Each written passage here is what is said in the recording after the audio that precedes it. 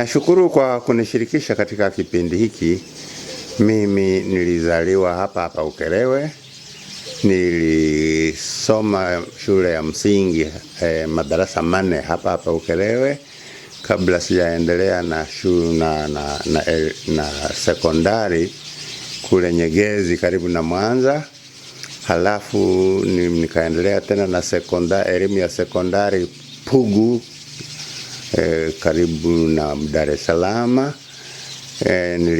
Nikahitimu ndio nikaenda chuo kikuu cha Afrika Mashariki, wakati ule kikiwa ni Makerere, Uganda, ambako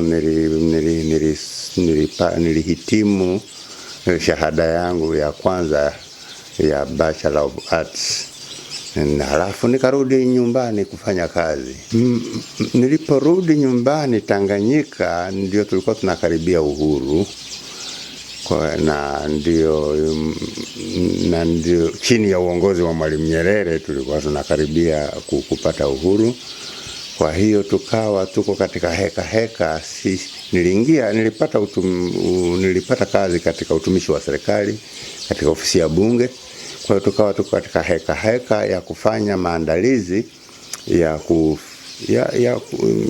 kupatikana kwa uhuru wa Tanganyika, na ambao ulipatikana mwezi Disemba mwaka 1961. Baada ya hapo tukaendelea sasa na shughuli za kujenga taifa jipya la Tanzania kama watumishi wa serikali. Tukaendelea na shughuli mbalimbali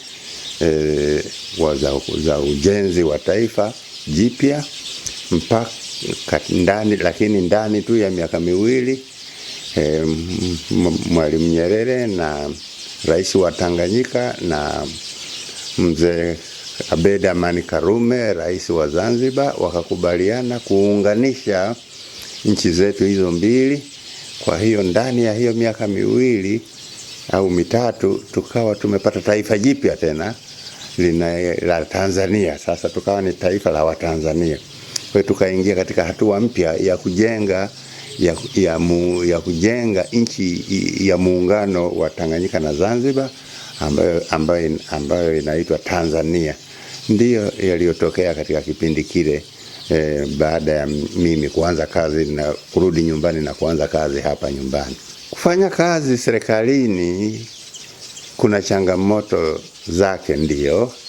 Nazo ni zipi? Ni kwamba lazima ufuate kanuni za serikali, lazima ufuate miongozo inayotolewa mara kwa mara na serikali kwa njia ya secular, na lazima ujitahidi kufanya kazi zako kwa bidii na maarifa ili kuweza kuleta maendeleo yanayohitajika, na hasa katika kipindi kile, kwa sababu ndio tulikuwa tunatoka kwenye kutawaliwa na wakoloni. Nchi haina maendeleo ya aina yoyote, maendeleo kidogo sana ambayo walituletea wakoloni. Kwa hiyo ilibidi sasa sisi wenyewe kwa juhudi zetu na kwa uongozi bora wa Mwalimu Nyerere, ilibidi sasa tufanye juhudi kwanza za kuondoa vikwazo vilivyokuwa vimewekwa na wakoloni.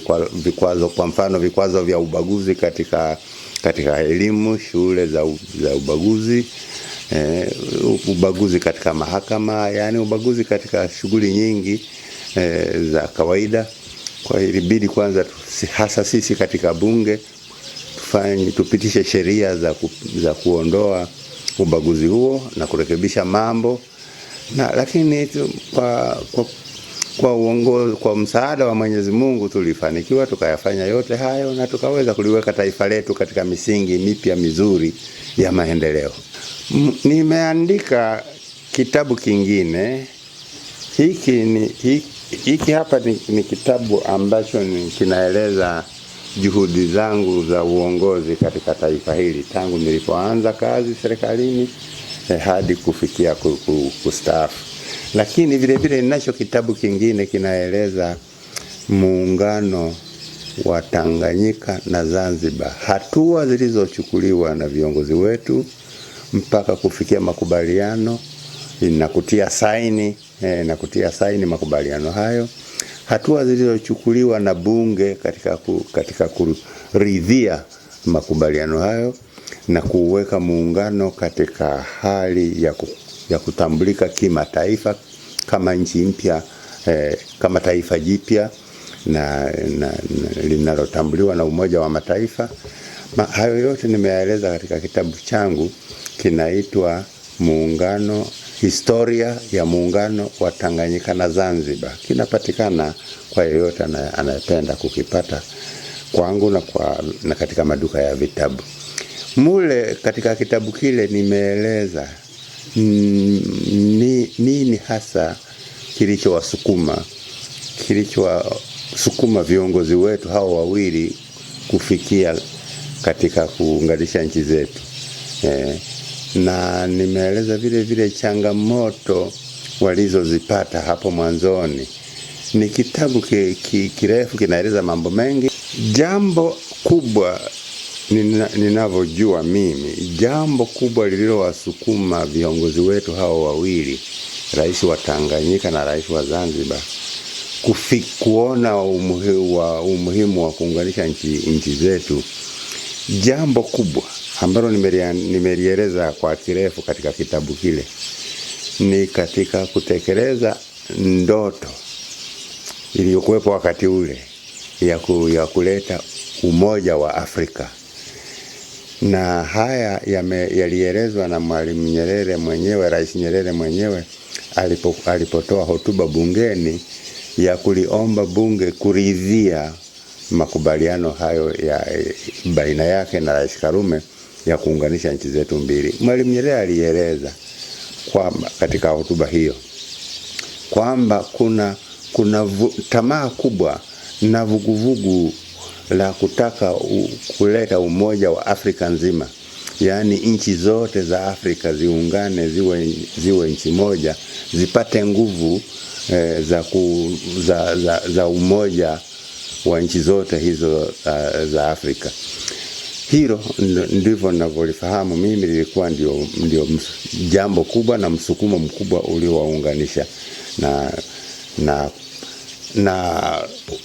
tulio kuwepo wakati ule. Tunafahamu kwamba vuguvugu hilo lilikuwepo kweli katika maeneo mawili. Eneo la kwanza liliongozwa na Rais Kwame Nkrumah wa Ghana, ambaye alitaka muungano wa Afrika uje mara moja, nchi zote ziungane haraka katika mkupuo mmoja. Lakini mawazo ya pili yaliyoongozwa na Mwalimu Nyerere, alisema hiyo ni nzuri, lakini ni bora ije taratibu.